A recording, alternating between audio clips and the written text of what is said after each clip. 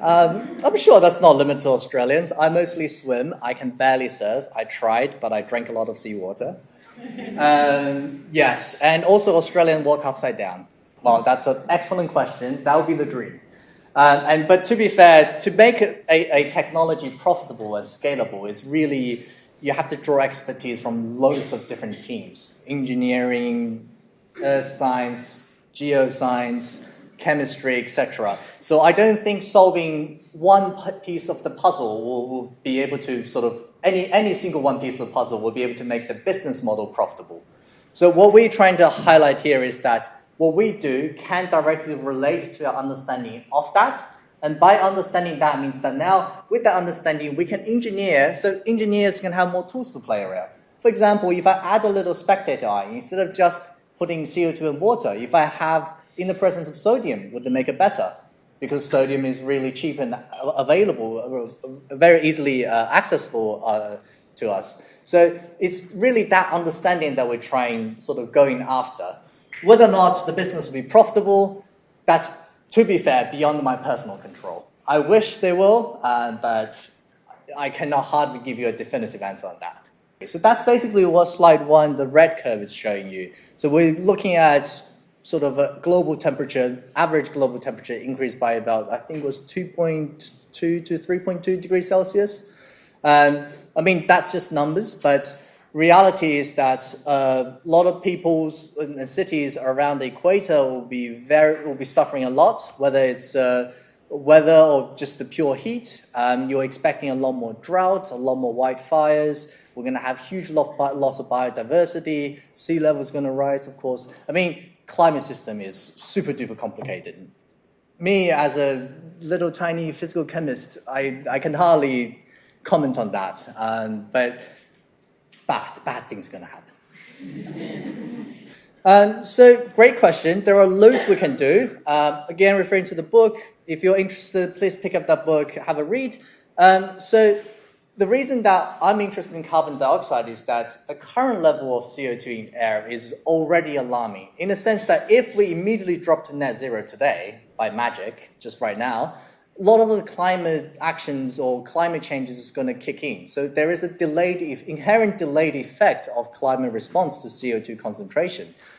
So what I'm trying to highlight here is that not only we have to think about reducing emission, but also we have to think about undo some of the damage that we're actually already done. So on top of that, of course, there are a lot of other things we can do to mitigate climate impacts. For example, CO2 is actually not the worst climate sort of greenhouse gas. If anything, methane is much, much worse. But the proportion of methane in the atmosphere is so much lower that it's really not viable, or if CO2 is not economically viable, then removing methane will be even harder. Because even though CO2 we're saying is alarmingly high, we're talking about 400 ppm, and that's 400 parts per million.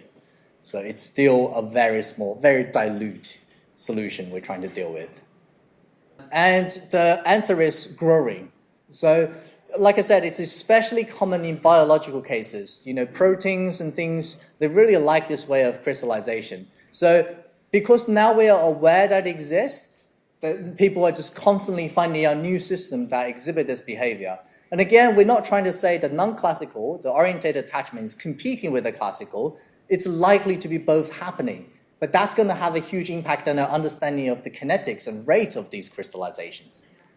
And the second question is, can I recommend 6 or 7 cities in Australia? Of course. So, I mean, 6 or 7 cities, you're really generous there. You're covering basically all the major cities in Australia. But I'm from Sydney, so of course Sydney is great. Melbourne has great coffee. But I was fortunate to sort of drive around a lot during my PhD, and I really like Adelaide. So I would highly recommend Adelaide as a city. It's very nicely planned, and you've got access to various different sort of sceneries of Australia. It's really good. I'm a huge fan of Adelaide. I haven't been to Perth, so maybe Perth would be better, but I don't know.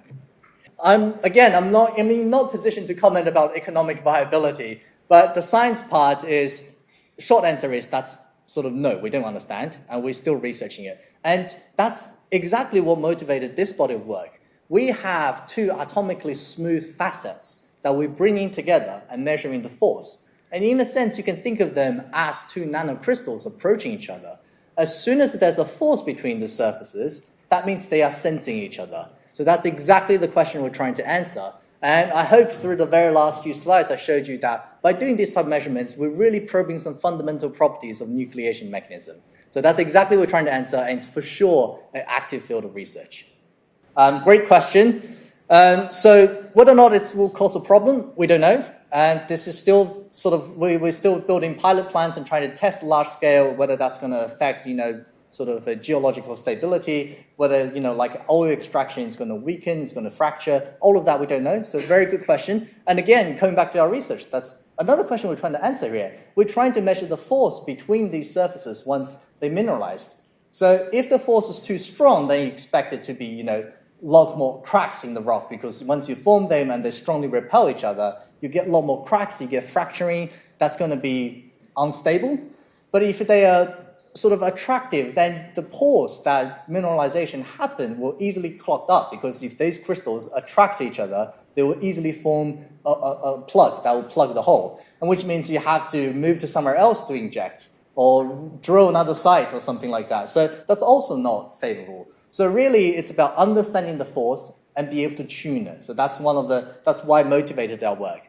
And in terms of whether we can use the calcite for any other things, as far as I know, not really, because if you remember the photo I showed you from the sort of the sampling on site, that all the calcite crystal form are relatively small, so they are nowhere near as chunky as this one or ones in the museum. So we're talking about tiny pores filled with calcite.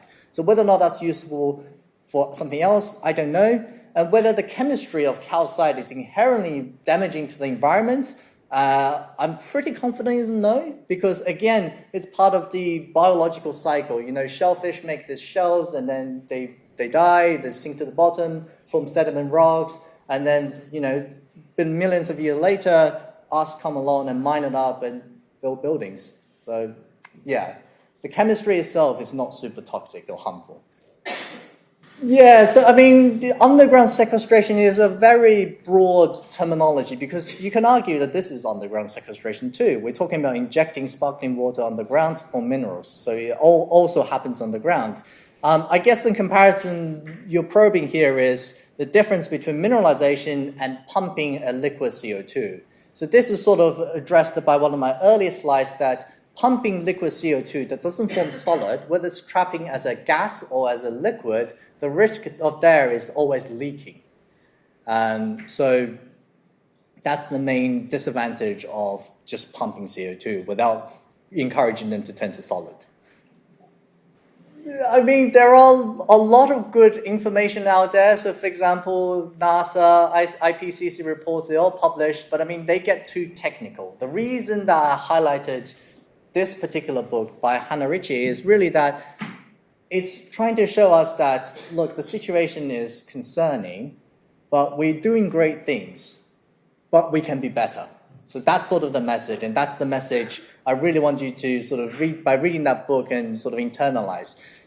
It's not really just about climate change. I think she analyzed the 10 social challenges. Climate change is only one of them. So I didn't quite answer your question, but because I know everyone's super busy with the studies and things, but if you can find time to read that one, that's already great, I think.